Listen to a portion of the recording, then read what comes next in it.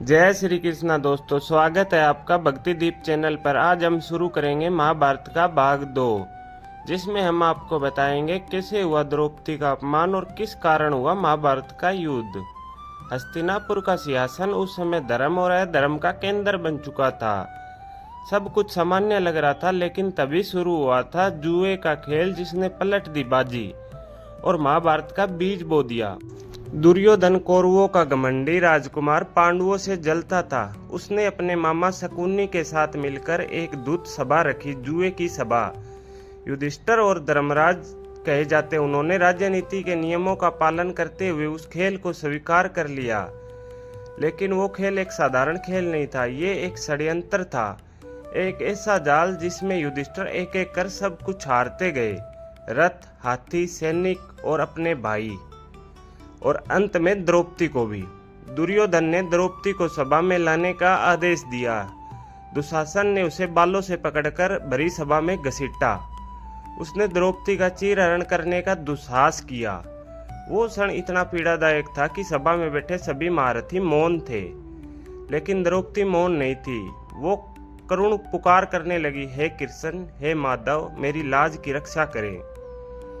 और तभी हुआ चमत्कार। श्री कृष्ण ने उसकी पुकार सुनी। द्रौपदी का वस्त्र बढ़ता ही गया। दुशासन थक गया, लेकिन वस्त्र समाप्त नहीं हुआ। कृष्ण ने द्रौपदी की लाज बचा ली।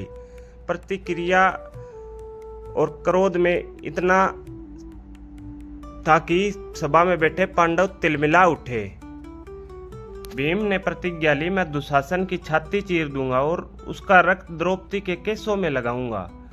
अर्जुन ने गांडीव उठाने की शपथ ली, वह अधर्म का अंत निश्चित है। द्रौपदी ने भी प्रण लिया, जब तक इस अपमान का प्रतिशोध नहीं लूंगी तब तक अपने बाल नहीं बांधूंगी। यह क्षण था जब युद्ध की चिंगारी धधक उठी। क्षमा की सीमा पार हो चुकी थी।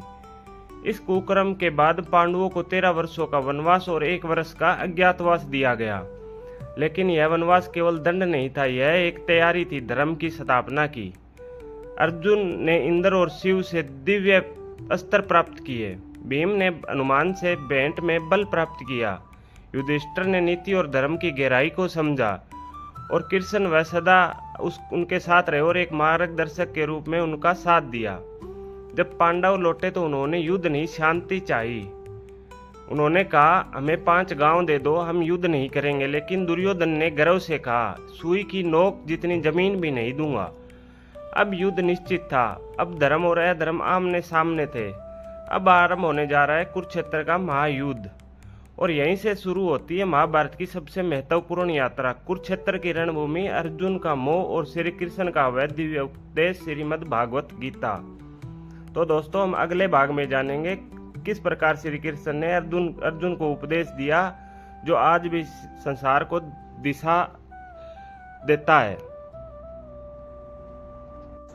अगर आपको यह कथा भावनात्मक प्रेरणादायक लगी हो तो भक्तिदीप चैनल को लाइक करें, सब्सक्राइब करें और इस पावन कथा को अपने मित्रों और परिवार के साथ शेयर करें। फिर मिलेंगे अगली कड़ी में भक्तिदीप के साथ। जय श्री कृष्णा दोस्तों।